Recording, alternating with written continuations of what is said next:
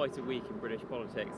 What did you make of that? Resignations, possible leadership challenge? Well, I think, plenty going on last week. The reality is, though, this is a government that is paralysed.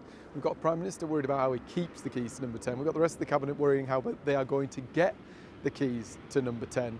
They're not worried about the issues that are affecting real people out there. Their priorities are keeping hold of power, not worrying about the cost of living, not worrying about the crime and antisocial behaviour that's going on our streets, and not worried about those energy prices that are through the roof. This is not good for the country. And this whole kind of Labour psychodrama that's going on right now, it does have echoes of those Toryship constant leadership challenges that we saw in the last government. Do you think it's fair for you or your party to comment and criticise on the government right now? Well, people will make their own assessments about the impact of the birthday cake and what went on there, and they'll put that against the fact that our Prime Minister, the Prime Minister of the United Kingdom, appointed to the most high, prestigious diplomatic post that this country has to offer, a man who was linked to one of the most vile paedophiles ever to walk the earth. They'll look back at almost record levels of employment when the last government left office, to 17% more people unemployed. They'll look at the fact that businesses are going to the wall at the fastest rate since the world economic crash. This isn't an accident, it isn't a surprise. When you slam people with the jobs tax, when you slam businesses with increases to business rates, and when you hamper them with the Employment Rights Bill, there are real consequences for people out there who want to get on with their lives and have a decent job to go to. And if there was a leadership election, the two frontrunners, it seems like one of the two frontrunners, Andy Burnham and Wes Streeting, they were both asked about rejoining the EU. Wes Streeting said he'd be in favour of reversing Brexit. Andy was a bit less. He hasn't really made his position clear yet, but said there was a case for it. What did you make of that? Well, the problem isn't just Keir Starmer, it's the Labour Party.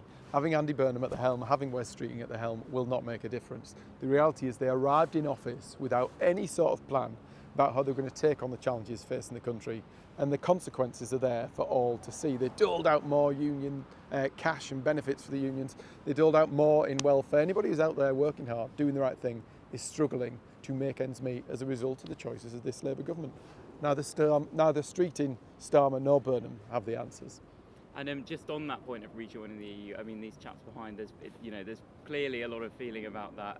Do you think it would be fair for a new Prime Minister to come in and advocate rejoining the EU? Well, we talk about the Westminster bubble.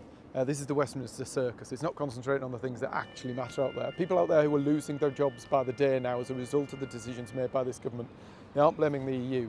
They know that it's because of the jobs tax, it's because of the increases to business rates, because of the Employment Rights Bill, and because families and businesses across the country are paying some of the highest prices for energy on the planet. And just moving on slightly, it's been a week now since those local election results. What was your reflections on that, and how do you think the Conservatives did? Well, it's always devastating to lose hard-working councillors across the country. That has real consequences for communities as well as those individuals. But actually, when you compare it, many of these elections were last fought in 2021, when we had the vaccine bounce, when the Conservatives were polling at 43%. Actually, if you want to compare it to last year and how things have changed, Reform's share of the vote went backwards, Labour's share of the vote went seriously backwards, the Conservative share of the vote went forwards. But there's a long way to go.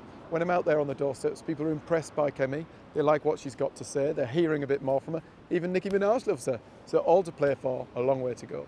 And Kemi on the morning after, on the Friday, I listened to her talk outside Westminster County Council, which is one of your games where you regained it.